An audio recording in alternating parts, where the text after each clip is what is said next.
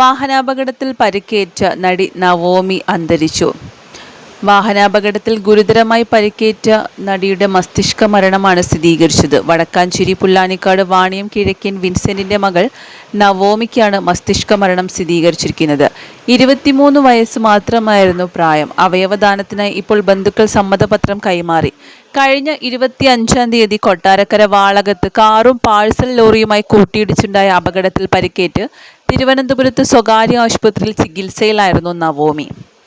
24-ന് രാത്രി അമ്മ ജിപ്സിയും സഹോദരൻ ജോയലും ചേർന്ന് തിരുവനന്തപുരത്തേക്ക് ജോലി ആവശ്യത്തിന് പോകുന്ന സമയത്താണ് പുലർച്ചെ 4 മണിയോടെ അപകടം സംഭവിച്ചത്.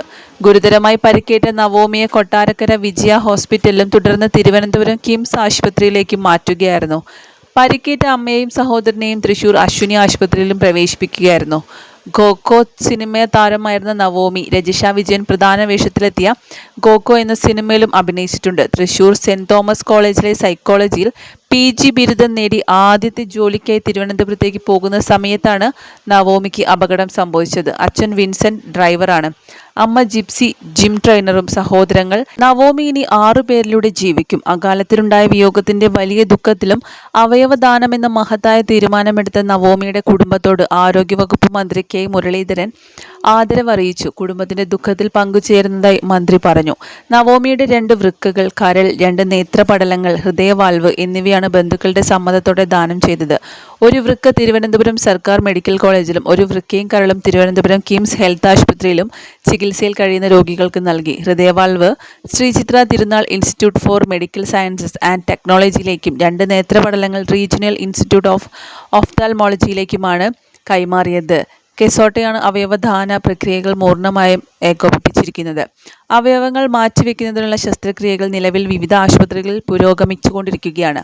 തൃശൂർ സെന്റ് തോമസ് കോളേജിൽ നിന്ന് സൈക്കോളജിയിൽ ബിരുദാനന്തര ബിരുദം പൂർത്തിയാക്കിയ നവോമി തിരുവനന്തപുരം കവടിയാറിലുള്ള സ്വകാര്യ സ്ഥാപനത്തിൽ പുതിയ ജോലിയിൽ പ്രവേശിക്കാനുള്ള യാത്രക്കിടയിലാണ് അപകടത്തിൽപ്പെടുന്നത്.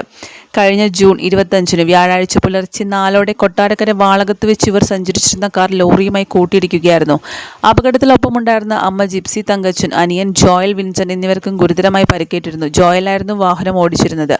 അപകടത്തിൽ ഗുരുതരമായി പരിക്കേറ്റ 3 ഉടൻ കൊട്ടാരക്കരയിലെ സ്വകാര്യ ആശുപത്രിയിൽ പ്രവേശിപ്പിച്ചു. തുടർന്ന് വിദഗ്ധ ചികിത്സയ്ക്കായി നവോമിയെ തിരുവനന്തപുരം കിംസ് ഹെൽത്ത് ആശുപത്രിയിലേക്ക് മാറ്റിയെങ്കിലും ജൂൺ 28 ഞായറാഴ്ച രാവിലെ 9:28-ഓടെ മസ്തിഷ്ക മരണം സ്ഥിരീകരിച്ചു. തുടർന്ന് അച്ഛൻ വിൻസെന്റും സഹോദരി ഏഞ്ചൽ മരിയ വിൻസെന്റും ഉൾപ്പെടെയുള്ള കുടുംബാംഗങ്ങൾ അവയവദാനത്തിന് സന്നദ്ധത പ്രകടിപ്പിക്കുകയായിരുന്നു. അപകടത്തിൽ പരിക്കേറ്റ അമ്മ ജിപ്സിയും അനിയൻ ജോയലും നിലവിൽ തൃശൂരിലെ നടി രജിഷ വിജയൻ ഉൾപ്പെടെ നിരവധി പേരാണ് നവോമിയുടെ മരണത്തിൽ ആദരാഞ്ജലികൾ അർപ്പിച്ചത്.